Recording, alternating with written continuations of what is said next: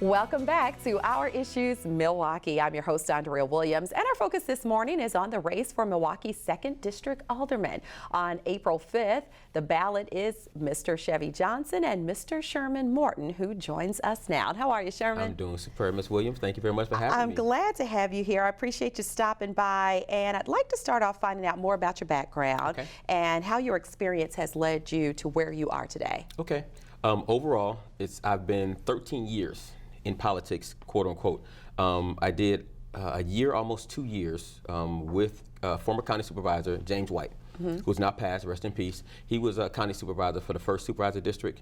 And then I went on to Alderman, working for Alderman Davis for the Common Council for the past 11 years. So I have 11 years of legislative assistant experience in both the county and also the city. Okay, and you just mentioned you worked as Joe Davis's assistant for the past 11 years. 11 years. He was the alderman of District 2 since actually 2003. Actually still currently is the alderman. Until this election comes around, correct, that's yes. right. So what do you feel you bring to the table as opposed to your opponent with your experience? I think in one word, experience. I think I bring experience to it. There's no training ground for being an alderman. This is just not something that I think you wake up one morning and say, I want to do. Like a lot of people say, hey, I want to be alderman.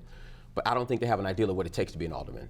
And me being with Alderman Davis and me answering all the phone calls, me answering all the emails, me resolving all the complaints and concerns from lighting to garbage to potholes to speeding, that gave me, I think, on-the-job training to move into the next phase, which is to be alderman for the district. And there are several things that you've mentioned during this campaign about your opponent. And one is that he wants to give tax dollars to billionaires. What do you mean by that? To put it plainly, with the Bucks Arena deal, I'm against the original plan for the Bucks Arena deal. It looks like they're trying to modify it now to make it better, but the original plan of just using taxpayer dollars to build the arena itself, I was totally against. And Chevy Johnson, who's a big supporter of the mayor, was in full agreement with that package, and I wasn't. And that's what I meant when I say that. Okay, and so I did talk to Chevy about some of Milwaukee's most pressing issues, got his opinion of what those are. What, in your opinion, are the most pressing?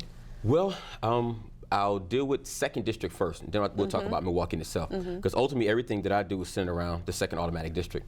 The 2nd District is very diverse. We have a large African-American population, white population. We have probably the largest Hmong population in the entire city living within our district. When I go to the doors, some of the issues that people talk about would surprise you. People aren't saying, I think we need more jobs, or I think we need less crime overall. That may be a big citywide issue, but when I talk to people in the district, they're saying, what are we going to do about these people who keep speeding through this stop sign down the street from my house? Well, I have a foreclosed house, 2 houses down from me, and no one ever cuts the grass on time. How do we get in contact with that person who's in charge of that to make that happen? Or it normally are tailored to things that are happening in their specific neighborhoods. Every 2 months, my garbage gets missed. How do we correct that so I don't have to keep calling down every 3 months to say they missed my garbage? Those are the type of issues that they're really talking about in the 2nd District. Now, citywide, crime, of course, is a big issue. Right. It's a big issue. And my personal opinion is, one of the things I want to do, and we have done in the 2nd District very greatly, is we've created a lot of block watches. About 2 years ago, we got an award from 7th District Police Station. In the 2nd District, we created more block watches than any other district in the entire city.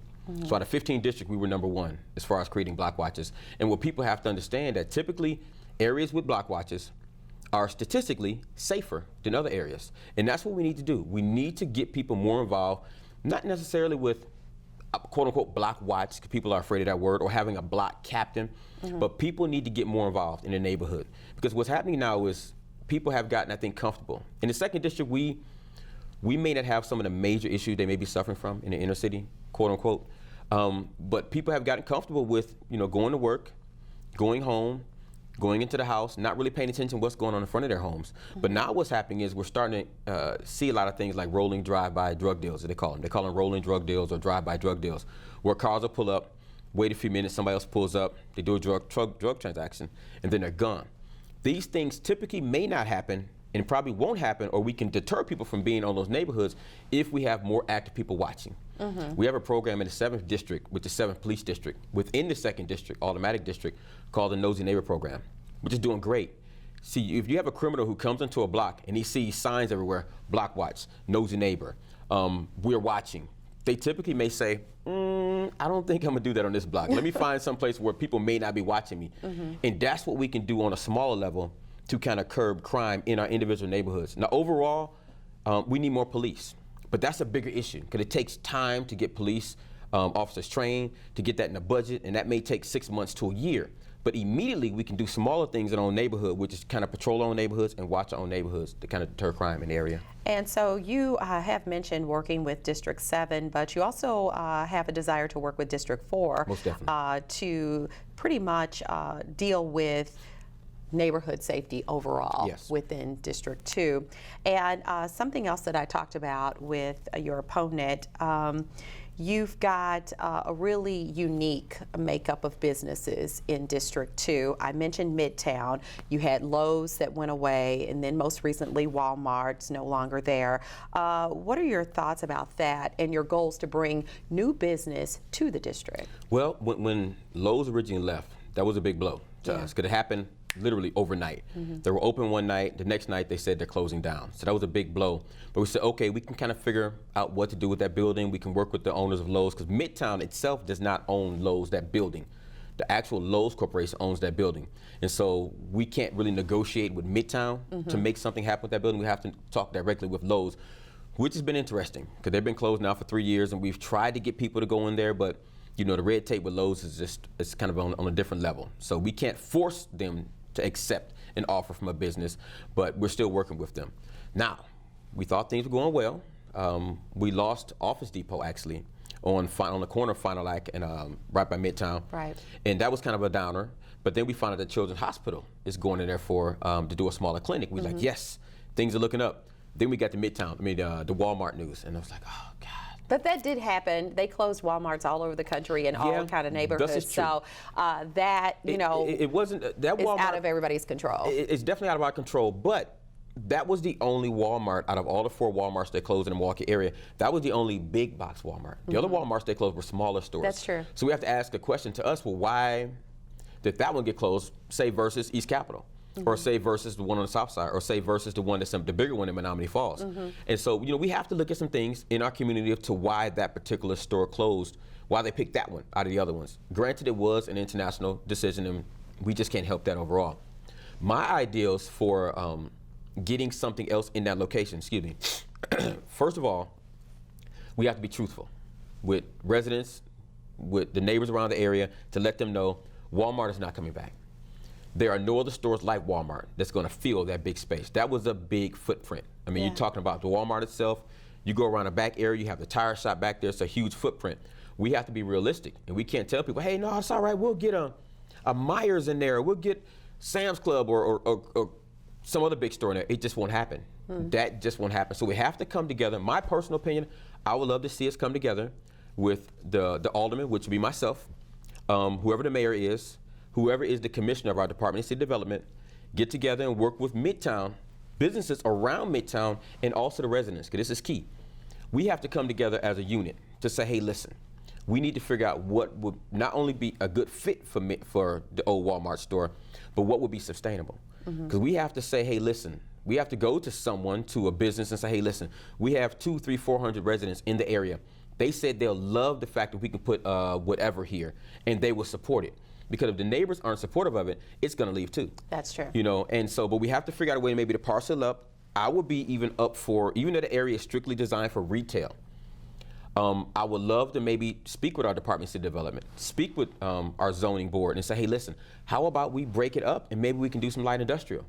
There are areas around the back of Walmart which can't be seen from the street, which would do good for some trucks back there or for some type of light industrial work that can employ quite a few more people back there. But that's something we have to go through some zoning and things like that. But I think it'd be great if we can come together as a community and figure out what would be a good fit there, because Walmart is not coming back, and I don't want to disillusion people or lie to people and think that some big box store is going to go in that entire store and we're going to be done. No, it doesn't work that way. Yeah, there's just basically, it will take time and work would need to be put towards some fresh ideas to kind of parcel that up and figure out what to do with that location. Okay, and Joe Davis Sr., I should say Alderman Joe Davis, because he has played a huge role in the redevelopment of the West Lawn neighborhood. neighborhood, needless to say. What would you like to see done as that $30 million project continues? Yeah, and one of my talking points, one of my 10 points, I have with some of the constituencies, my first 60 days in office, this is what I'll do. And one thing I mentioned about making sure that we get together with Housing Authority, with the city of Milwaukee, and also HUD overall, to make sure, we had an issue when the first side of West Lawn was done, which is now called the new West Lawn Gardens. There were issues with how that money was handled. There were supposed to be a certain amount of people within that community to work on that project. That didn't happen. They were supposed to get paid a certain amount of money.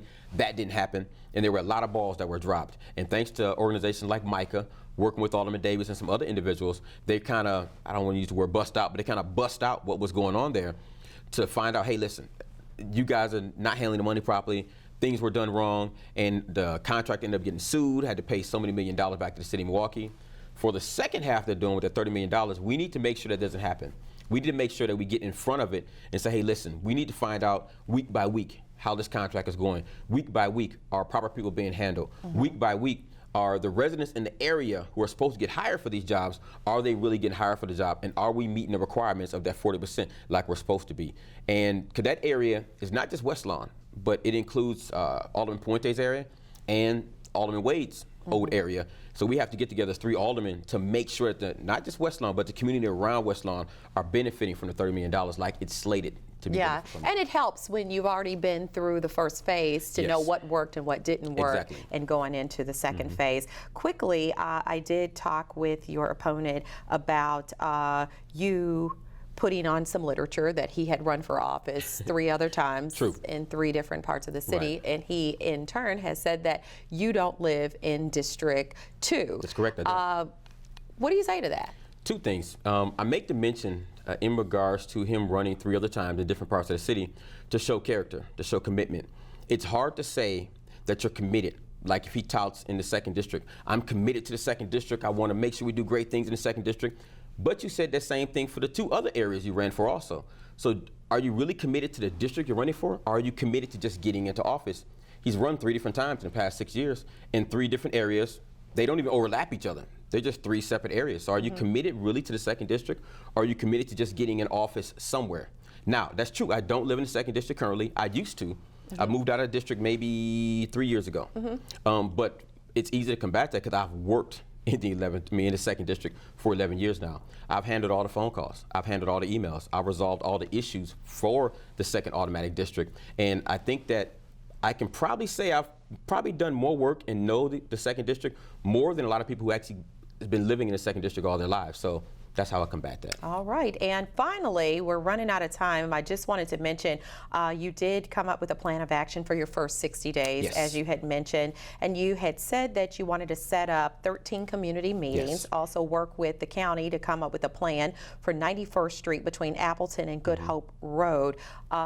We've got 30 seconds for you to say. No problem. What the reason I use the word 13 meetings is because there are actually 13 polling sites in the 2nd district. And so we'll actually meet at the polling sites in the areas that people are familiar with. So that's why I said 13 meetings within the first 60 days. And 91st Street is an issue because it's a county-owned street. And our district is from Appleton to Good Hope is what part of 91st Street we have.